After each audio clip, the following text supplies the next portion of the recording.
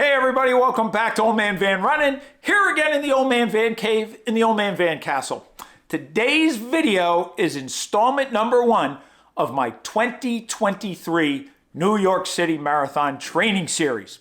As you may or may not know, Old Man Van qualified for the Boston Marathon in 2024, so next April, but he also qualified for the New York City Marathon this coming November.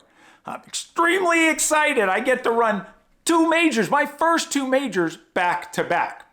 So today, July 3rd, 2023, is day number 1 of my new 18-week training plan for the New York City Marathon. This is a training plan that Old Man Van put together himself. As you may or may not know, Old Man Van recently became a double certified running coach, Road Runners Club of America and USCA. So I've got these 2 certifications and it's time to put it to use. So before we get into the actual nuts and bolts and I'll show you the plan and walk you through it, my goals for the New York City Marathon are as follows. My first goal is a sub 335. So anything 335 or less, that's goal number 1. Stretch goal is a sub 330. Now you may be saying, man, that's pretty ambitious considering that the New York City Marathon course isn't the easiest course out there. The weather can be really warm like it was last year. The crowds are massive. So it may not be the easiest course for a time like that, but with my recent race results all the way up to a half marathon, I think if I put in the work, I have a really good chance of hitting at least the sub 335. So with that, let's get right into the plan. Okay, here we are in Excel. Let's go right into the program. First of all, I put this program together for myself. It's 18 weeks long. I use 2 primary concepts that I learned during my coaching training. The first is periodization, and the second is the equilibrium method. Now, for periodization, basically what that means is you break the plan up into different specific blocks, right? So as you can see here, I've got the base block. That's the initial block where I'm just running primarily easy runs or steady runs, not a lot of speed work in there, just to get the body ready for the heavier training to come, right? Then we go into the strength block. That's where I'm building up strength in my aerobic engine. I'm building up strength in my legs. I'm doing hill repeats. I'm doing tempo runs. I'm doing fartleks. And I'm doing some marathon pace and some 3-1 long runs, which we'll get into in a minute. Then we go into the long interval, short interval block. This is a longer block. The reason for that is it's a mixture of long interval and short intervals. So I've mixed those up. So instead of having just a long interval block and a short interval block, I've incorporated both of them into a longer block. There is a cut down week in the middle of that. So that allows me to recover midway through that long block. And then we have the 3-week taper. Let's go back up and talk about equilibrium. So have you used, and maybe you have, the 10% rule before? I've used it before. And basically what that means is you're not supposed to increase your mileage, either your overall mileage in a week or your long run mileage by more than 10% at any time so that you don't overtrain. However, there's some science out there, some studies out there that advocate for what's called equilibrium. And what that basically means is you stabilize the stress, so you stabilize the mileage. As you can see here, I've stabilized it. Same mileage for 3 weeks straight, same long run mileage for 3 weeks straight. Pretty much everything's the same. Concept behind that is that it takes 3 to 4 weeks for your body to adjust and adapt to an increased level of stress. So instead of continuing to add additional stress each week, you stabilize. You stabilize at that level of stress for 3 weeks, then you take a cutback week, and that allows you to recover.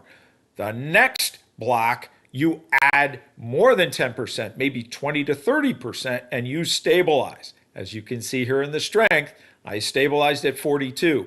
Now, for the long runs, I did add an additional mile in week number 3 of the strength block, but I stabilized still at 42 miles. Then another cutback week. Now we go down to that long block, right? That long interval, short interval block. Here again, stabilize for 3 weeks at 50 miles.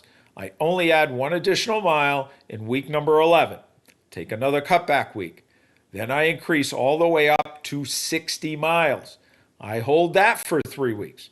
I only increased my long run up to 19. So 18, 18, and then a 19 right before I hit my taper. So that is what the concept of equilibrium is. And I've used that, utilized that, put that into this periodized training schedule. Once we get to the taper now, the taper, in the old days, I would cut this down from say 60 all the way down to 33 in week 1 of a 3-week taper. That was too much. I'm making sure I have a structured taper here. I just bring it down a little bit from 60 to 50. I do bring the long run down by 5 miles, but I keep it at a 3-1 run. I keep my marathon pace run, and then I bring it down to 33 in the second week of the taper, or week 17. And then week 18, I still do a little bit of speed work right here, and I only do about 16 miles before the marathon. Now, let's go into the runs. So as you see up here in the base, I only have a few runs where I'm picking up the pace a little bit. So that's designed, I don't want to be totally stale and then go into speed work, but I'm really just trying to build base. Most of the runs are easy. These 6 Ps here, those are marathon pace runs. Going down into strength, again, I said I'm doing more strength type runs, which are hill runs and tempo runs. So you have a 6x quarter mile hill repeat here. You'll have a 7-mile marathon pace run.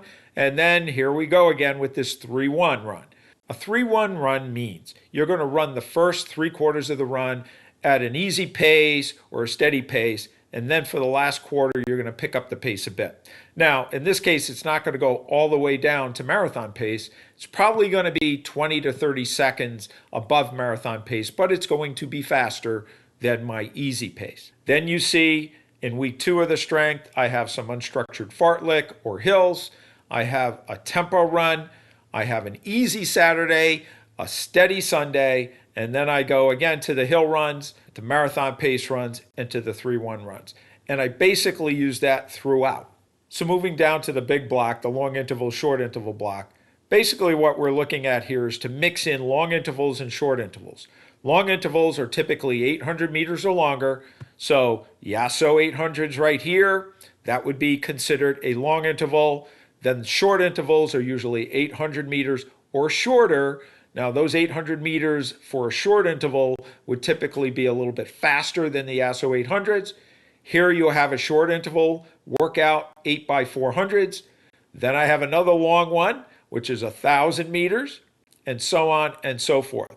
So I'm mixing in long and short interval sessions throughout these 7 weeks, even doing a tempo run during the cutback week. I also have added in, as you can see, some unstructured fartleks on some Tuesdays when I'm not doing a marathon pace run or a 3-1 run on the Sunday. And then, as I mentioned in the taper, it's really important during that taper to keep it structured and to keep some speed work in there, although the speed work is a little bit less than it was in the previous blocks. So there you have OMV's 18-week New York City Marathon Training Program. So I hope you enjoyed that review of Old Man Van's 2023 New York City Marathon 18-week training plan. I'm going to have no one to blame but myself if it doesn't work out, because Old Man Van put this training plan together.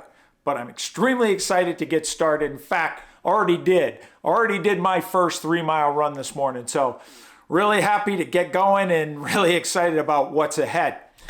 Now, each week, Old Man Van's going to be publishing or uploading a short update video.